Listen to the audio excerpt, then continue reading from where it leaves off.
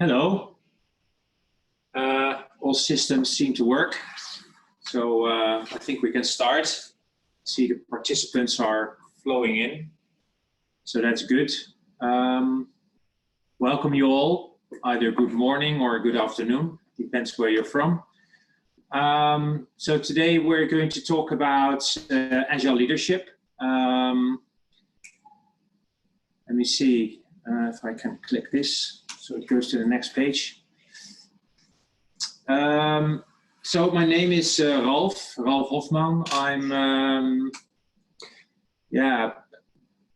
both a partner and at Gladwell Group and at Blink Consulting, where I often also do training.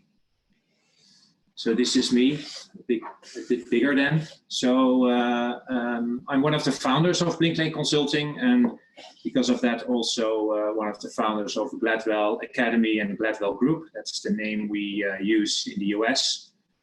And since about, let's say, 25 years, I help large organizations to transform, especially around IT.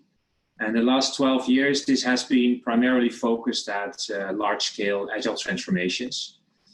And one of the topics I'm often involved in is the topic of leadership, where large organizations ask us to help in a transformation. They're also interested in understanding what that means for leadership and leadership development. So that's a topic we're going to cover today. I realize that we will briefly touch upon some things, and of course we cannot cover all, but hopefully you get an idea when at least we talk about agile leadership and the change that is needed, the way we do it and the way we look at it. So I have an agenda. So we already went through a short introduction. I'm going to talk a bit about what I understand if I talk about management and leadership, and then we're going to talk about something I call the 4 windows to view and discuss leadership. And there are 2 windows that we're going to dive into a bit and discuss how we can look through that window and how that will add to an agile transformation. So if you have any questions, then please type it in the chat. At the end, I will have a look and we'll cover some of the questions. Sometimes you see me looking down. I see the webinar chat as well. I see that audio is good, so that's fine. Thank you, Pierre, for that, for sharing that. And the last part, and that's going to be like a surprise. I believe there is, let's say at the end, only one leadership skill that you should master. So hopefully you're looking forward to that as well.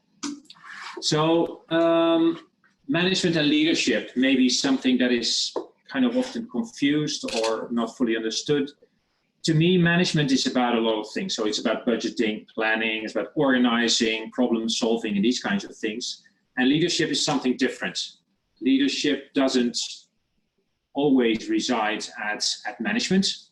It should, but leadership can also be residing at other people in the organization. But leadership is about other things as well. So it's primarily about establishing a direction. So establishing a vision, aligning people to that direction, getting them to buy in, to have commitment to go for that, and then motivating, inspiring, and mobilizing these people. So when we talk about management and leadership, first of all, it's not the same, and you need both. So that's kind of the message. So if we go and look into a definition, what is leadership? And I need that because I also want to talk about what is agile leadership then. Then if I talk about leadership, I see that as a competence. And if you ask people to define, let's say, or give the first words that come up to them, if you ask them what is leadership, then you get things as, you have to inspire people, or if you give them direction, etc.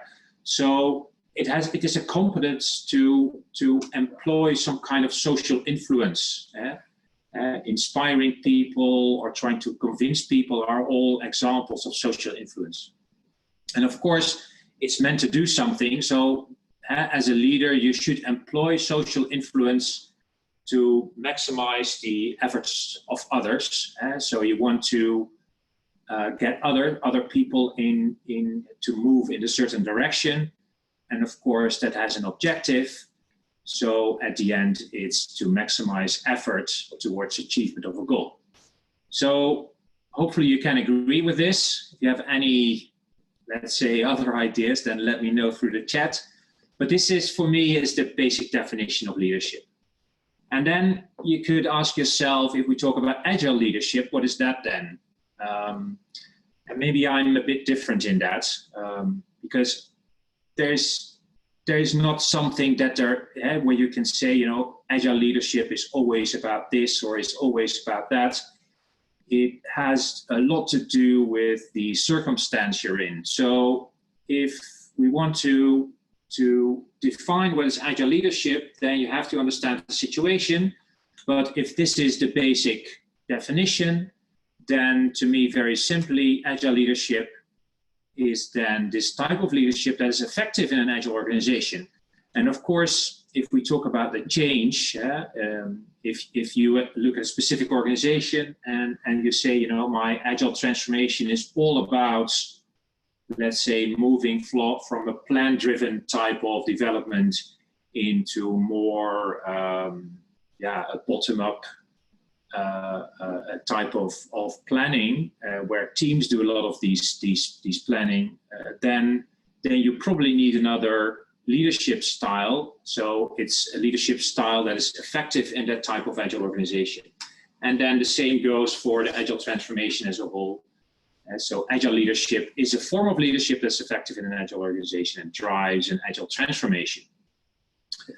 So if we want to talk about what that then is, this, let's say, type of agile leadership that is effective, we have to look at different things. And that's where these 4 windows that I already mentioned come in. So I see them as 4 perspectives to view and discuss agile leadership. And these windows look something like this. This is based on a lot of work from Ken Wilber and is adopted and adapted by the Agile Coaching Institute, and we have been adapting this as well. But it's to me, it's a very powerful way of talking about agile leadership, because there are many ways of looking at this. So what you see here, you can see if I find my mouse. Yeah, there it is. There are 2 axes. So one is the vertical one, collective versus individual, and then the horizontal one, internal versus external. Sometimes also called subjective versus objective, where external is objective. And this is then the first window is more the psychological window. So this is a lot about the I as a leader. So I can talk about agile leadership as something to look at myself and to improve myself from, let's say, looking at myself. Then I can also look at the we perspective, and that's more the cultural window. So that's the, let's say, the organizational culture that we're talking about and the role that leadership plays in that. And if we go more to the right, we go more to the content. And you see that in a lot of the agile frameworks. So for the people that maybe followed some of the, let's say, the SAFe or less trainings, then the leadership training is also a lot about understanding, for example, you know, what does it mean for your processes, for your practices, or if you go to the right down bottom, what does it mean for the whole system to create flow? And if I make that a bit more specific, I created a slide that shows some more wording. But the key for me is that to realize an effective agile transformation, then leaders should focus on developing and improving skills and practices in all these 4 windows. And I think the psychological window speaks for itself. It was about the I perspective. The cultural window was more about the we. What's a collaborative culture where you have to have trust and empowerment, and you see that already there is some terminology that belongs to this agile transformation. And if we go into this window a bit more, you will see that the terminology and the type of leadership that we're looking at fits this, let's say, agile mindset and ways of working far better. If I make this a bit more simpler, then these 4 windows kind of come to this. So the first one is more about how to grow yourself, and by that, other leaders. Then on the down left parts, how to foster a culture of trust, empowerment, and accountability. And to the right side, you see more, like I already said, this is more about the system. The system being a champion in agile practices. And on the bottom right, the external collective window is everything that has to do with becoming obsessed with the flow of value, trying to optimize the whole system, and understanding that and making the right choices and decisions there is, of course, something you expect from a leader as well. So what I'm going to do in the rest of this webinar is to dive a bit into these 2. So I'm not going to look at the right side, but I'm going to look more into the first parts, the personal one and more the cultural one. And let's start at the bottom one. So how to work, how to work on window 1, how to foster a culture of trust, empowerment, and accountability. And of course, you can do very different things. And what I'm trying to do now is to give you a few examples. And one of the examples we often do is to help organizations to define and implement a leadership manifesto. And so typically, and that goes for an Agile manifesto as well, that establishes, let's say, a way of thinking, like a mindset that defines in the case of the Agile manifesto, it defines the Agile manifesto, the Agile culture, and this sets in, we're trying to establish some kind of a leadership manifesto that kind of does the same. And this is an example. I did tailor this from some of the work we did, but like I said, you have to talk about this change specifically for an organization. I don't believe that you can define a generic thing. Some organizations, if they talk about their organization, they recognize that there are things that they're doing in a certain way and they want to change it in another way. And so in this case, it, for example, says they want to change from plan and control to by leading by vision, or by expecting that leaders provide solutions. They want to move to, it's more the role of a leader to ask questions. So this defines, in that sense, the bottom window that we just talked about, that defines this culture. And by talking about this, by doing storytelling, by giving examples, by really living this, you start to create, let's say, a leadership change in your organization. I have another example, and that's maybe something you recognize as well. It's far more practical. It's already there for a long time, but I really still like it. If we talk about the way we want to establish a culture of team performance, and when we talk about Agile on the team level, then this work by Patrick Lencioni, the 5 dysfunctions of a team, is still a very powerful tool. The 5 dysfunctions of a team, they talk about the 5 layers of how to establish, let's say, a high-performing team, and what does it mean layer on layer to establish that. So that also creates, let's say, a culture, behaviors inside your organization to move from, let's say, traditional teams to more high-performing Agile teams. And this 5 dysfunctions of a team, you see a picture of the book here. There's also a workbook that comes with this.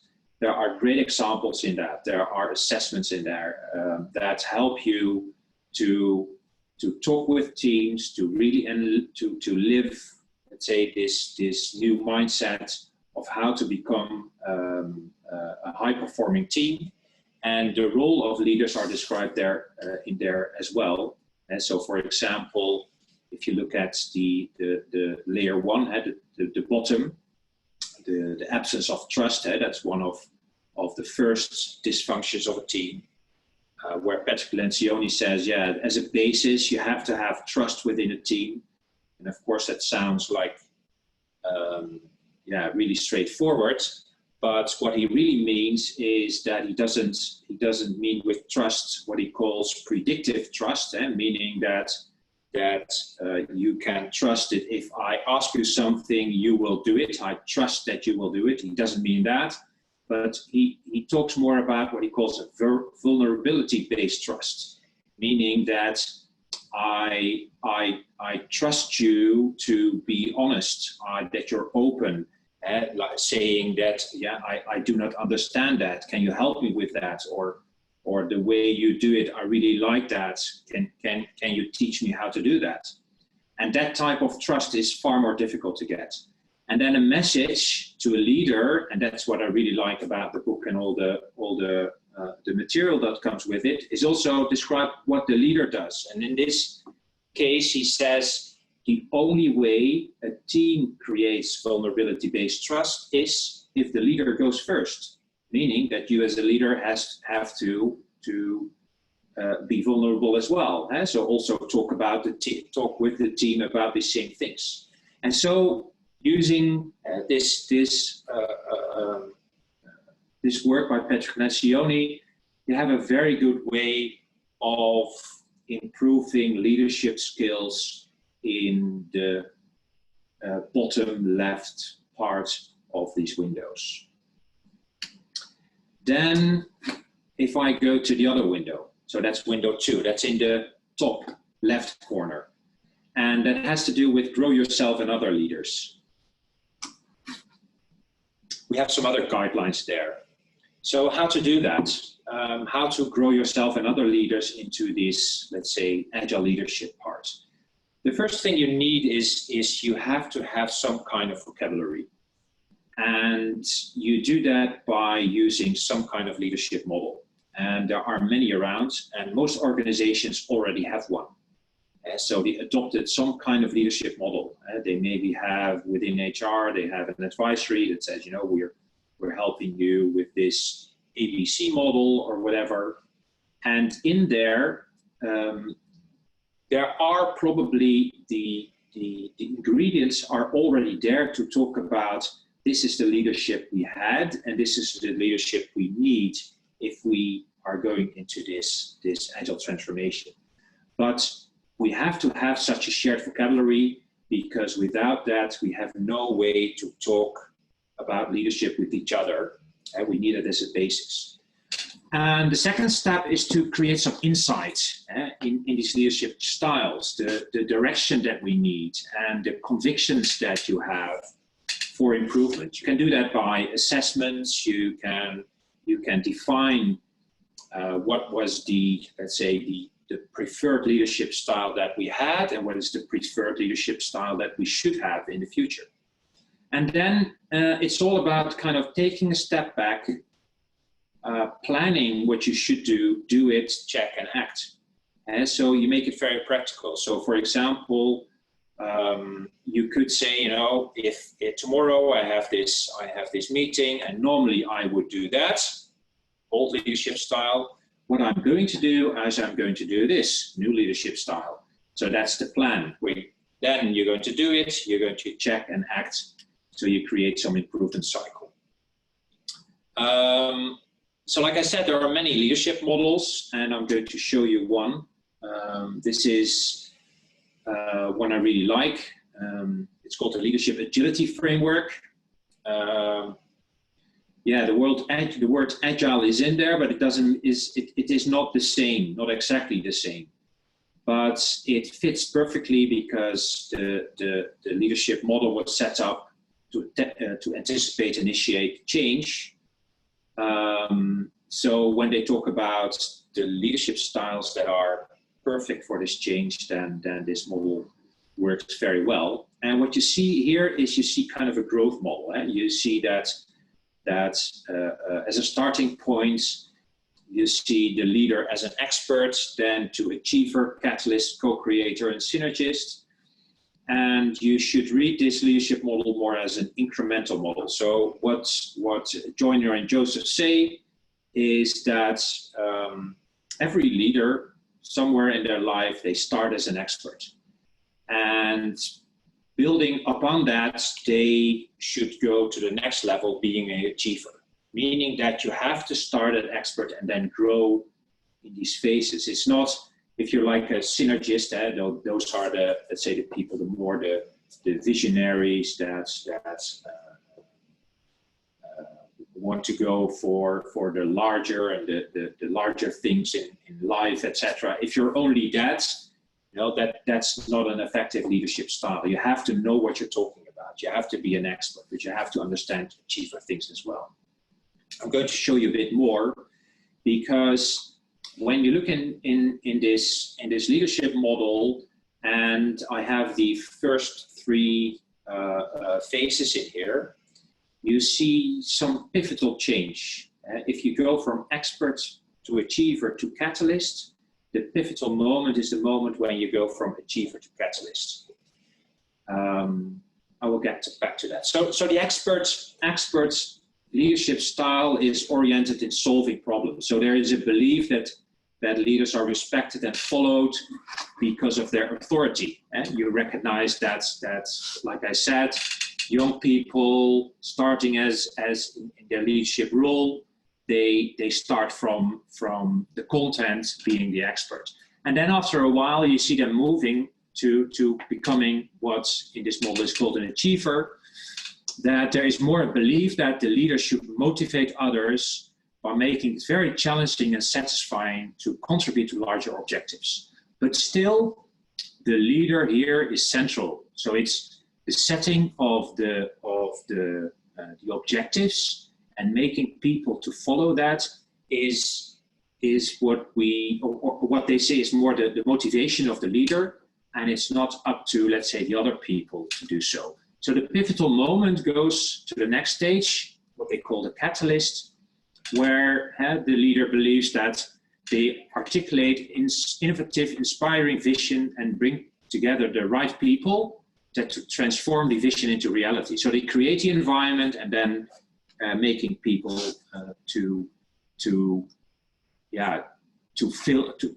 towards that vision and to make that transformation in reality. And this is what often also is called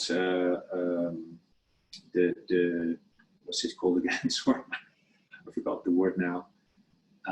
The facilitating leadership or servant leadership. So that's the move from expert achiever towards catalyst. And in this model also sometimes calls from heroic to post-heroic. So if you look into all the details in this model, or you look into the assessments that come with this model, and you want to talk about, okay, so what is it that you expect from leaders in this agile transformation, you have to look into the step going from expert achiever to catalyst, because that's the pivotal moment that you need to be effective in agile organization and agile transformation.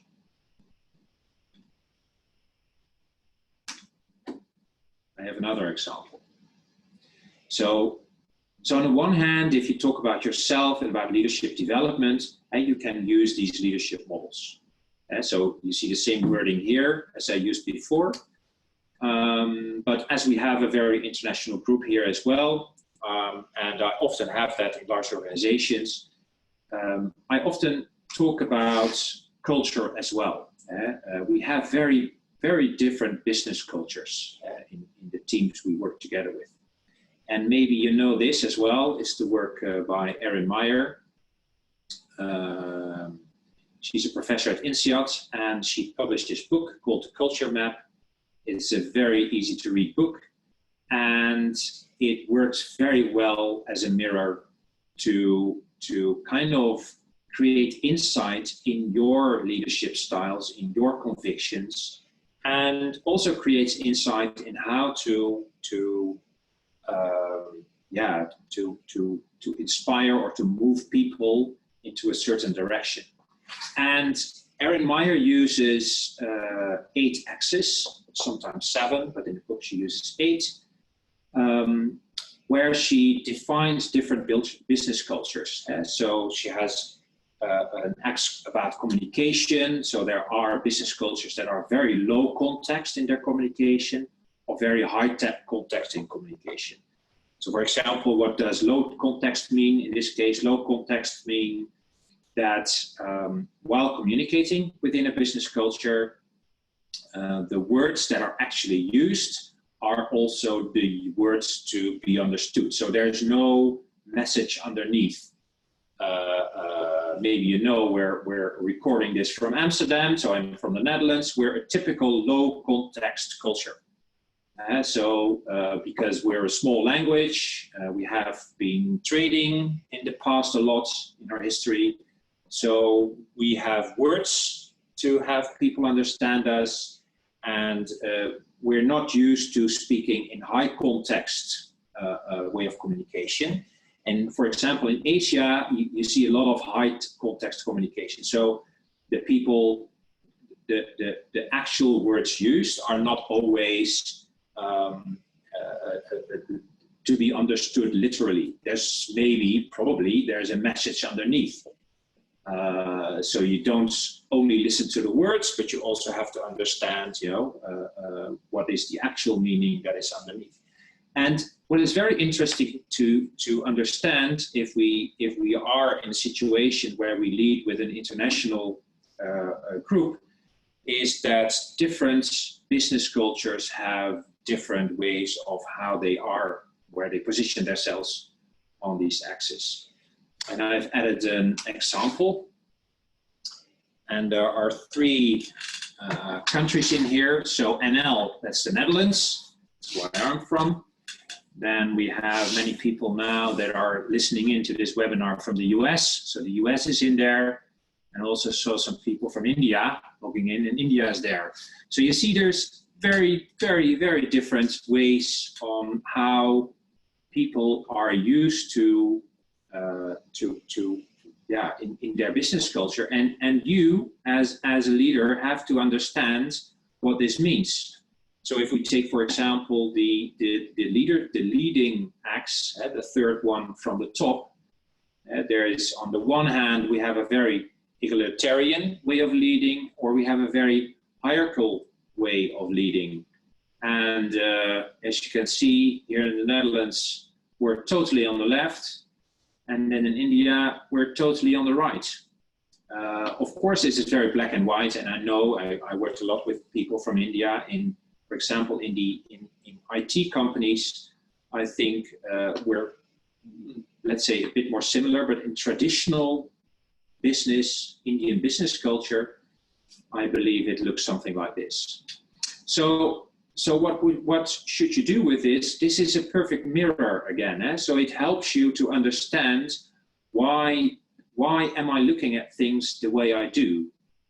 Why do the people I work with have another conviction? Why should I sometimes act like this and get someone to convince them to do in a certain way, and why do I have to use another way in another situation? And using these business cultural insights helps really a lot to let's say, look at yourself, see where you are, plan to say, okay, if I want to move something in this situation, I'm going to try it differently, I'm going to plan, then I'm going to do it, and check and act. So I know that we went briefly through this, and I hope that you kind of get an idea that all these 4 windows of looking into leadership and leadership change that is relevant in an agile organization I believe there is one top leader skill that all you should master. And if I'm going to ask you, what are all kinds of leadership skills, you will get all, let's say, wordings like this. So you have to be flexible and sociable and enthusiastic, etc. But I believe there is one, let's say, very important thing that you should master. And that's what I call self-reflection. Because without reflecting, without being able to look at yourself, to look at your organization, see why you are doing things, that's why you need, for example, this cultural way of looking at it. Or you need some leadership model to talk about it. Without self-reflection, it's going to be very, very hard to improve on leadership styles. And then, of course, you can define, this was the old leadership style and this is the leadership style you want to grow to. But without any self-reflection, you're not going to go there anytime. So that was my main message. And I have some Q&A, some time for questions and answers. So let's have a look at, let's say, the chat, what's in there.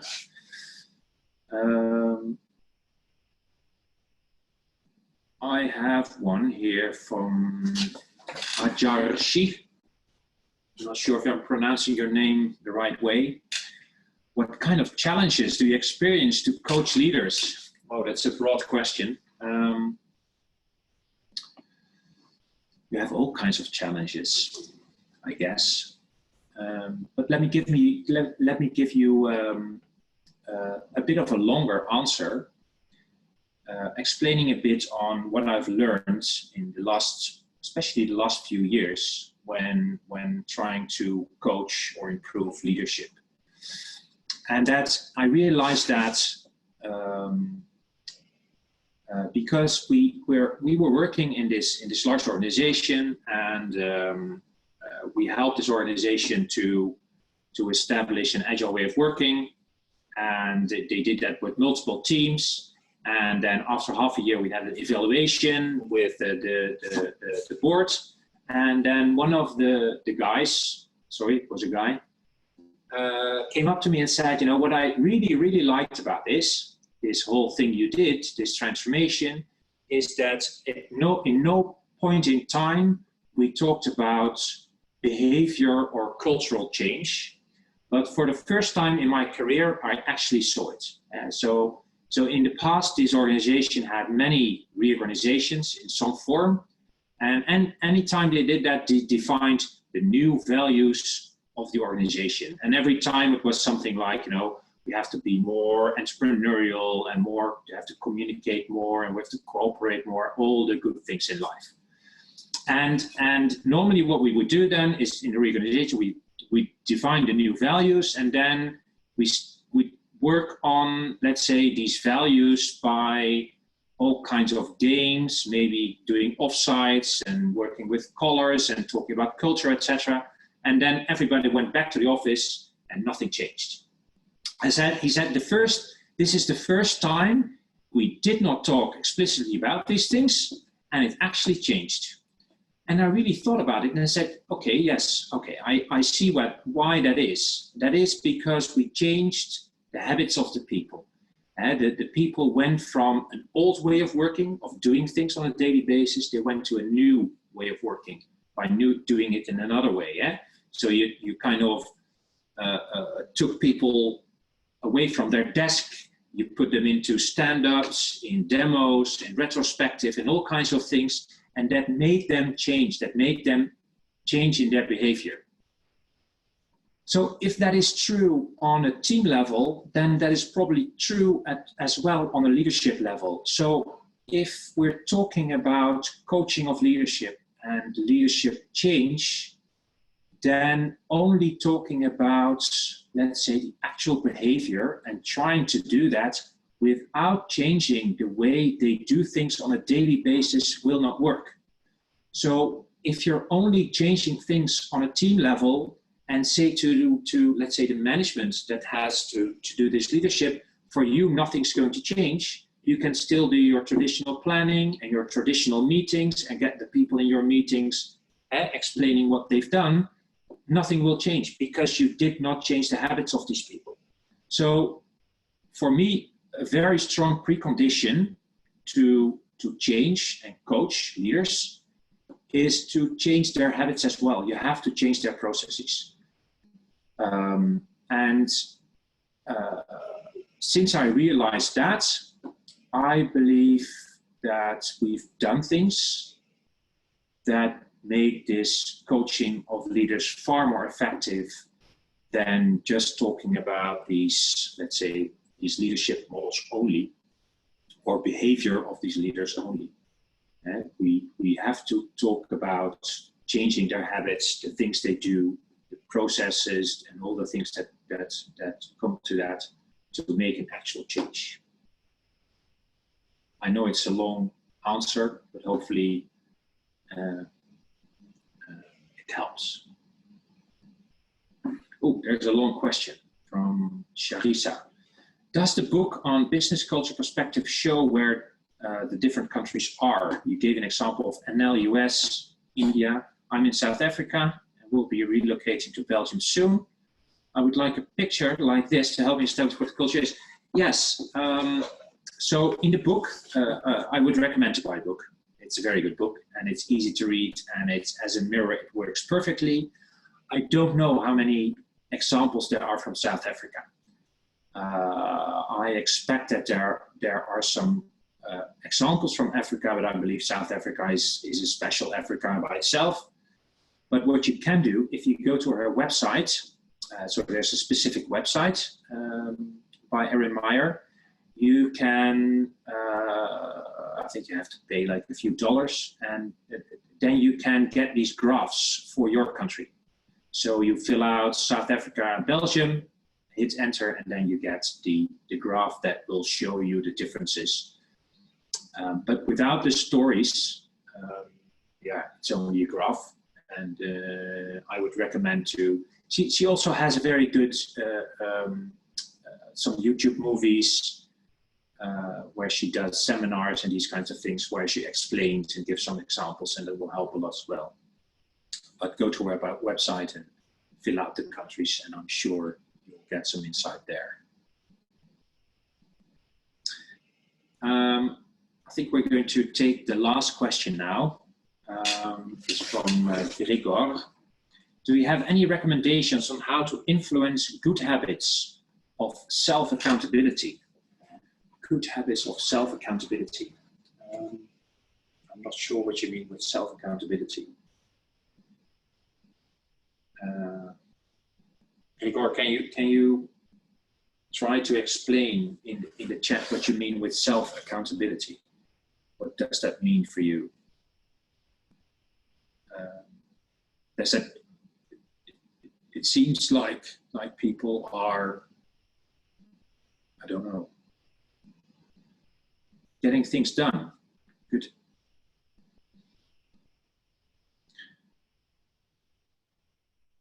Yeah.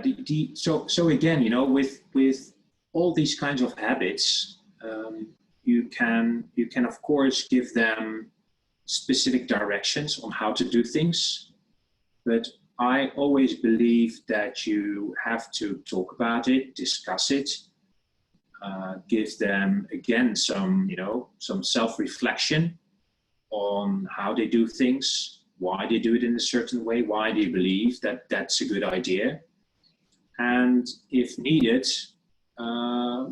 what could be done to improve that, and have them try it, evaluate it, and then like a mini plan, do, check, act here is again. I think that's where it starts. Of course, if we talk about accountability and especially in an agile environment where transparency and predictability plays an important role, hopefully people are more triggered to improve their what you call self-accountability, because it's out in the open. it's something you commit to. So you say, okay, this is what I'm going to do. This is what I think the plan should be. And so it's your own commitment. It's visible. It's clear for everyone to see. So yeah, I think that by itself triggers improvement in this sense. So thank you again for joining. I know that there are other webinars coming soon. So hopefully we'll meet again. Maybe not me myself, but I have very nice colleagues that have very interesting topics to talk about. And if you want to learn more about all these things, then please go to our website.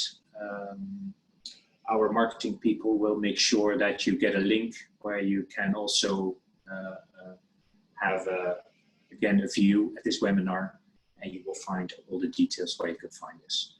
So thank you very much for your time. Hope you liked it. If you have any feedback, please let me know, and hopefully we'll meet again. Thank you very much.